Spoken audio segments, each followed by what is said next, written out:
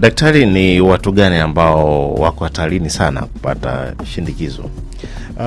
Kwa hii shinikizo ukija kuangalia maana yake kuna aina tofauti kama nilivyozitaja.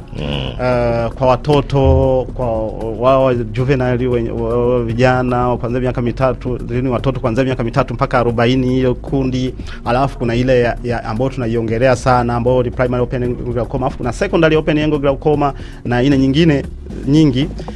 Kwa hiyo sasa mfano tukija kuangalia ambao tunaipigia sana, ambao tunataka watu sana waje wa cheki, ambao yenyewe inakuwa haina shida kabisa, yani ila mtu uone kama una dalili yoyote.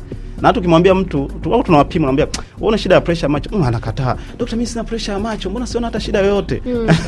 Kwa hiyo watu ambao kwenye risk kwanza ndio hiyo tunasema kwanza ukishafikisha miaka 40.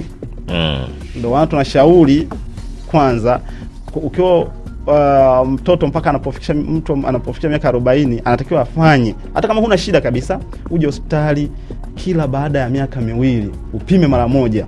Kama ukishafikia miaka 40 mpaka 60 uhakikishe unapima kila baada ya mwaka mmoja.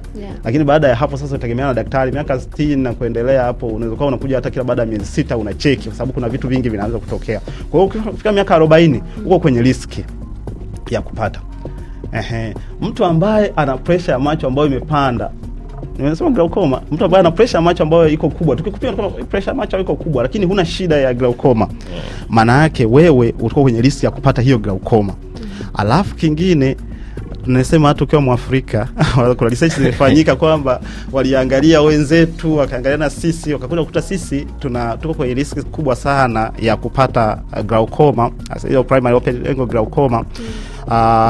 Kwa sababu kuna size ya hii kioo cha jicho. Sisi size yetu ni nyembamba, kwa sababu kwa sasa ikiwa size nyembamba maana yake hata ukienda hospitali wakikupima utakuta pressure yako iko kawaida. Kumbe kwa sababu pressure za macho zinapimwa kwa kuna vitu kuna kwa kutumia hii nani, aidha ni hewa inapigwa pale au ni kuna kitu kinapigwa pale ili kuangalia, maana kama ule mdundo ule unapopiga kuna jicho ni gumu, maana pressure itakuwa iko kubwa. Lakini kama mtu akiwa na kilaini, maana kupiga utaona pressure iko kawaida, kumbe ana changamoto.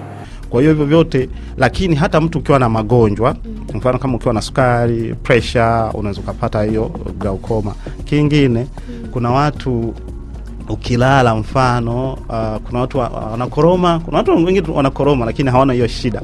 Ila mfano ukiwa ni bonge afu mtu anakoroma, kuna kitu kinaitwa obstructive sleep apnea. Ukiwa unapata hiyo obstructive sleep apnea, maana yake kuna muda fulani unakuta mtu mpaka ni mnene kiasi kwamba anapopumua anabanwa kupumua kwenye usingizi, baadaye anaachia. Kwa anakuwa anaachia, ila yeye anaendelea tu na kulala.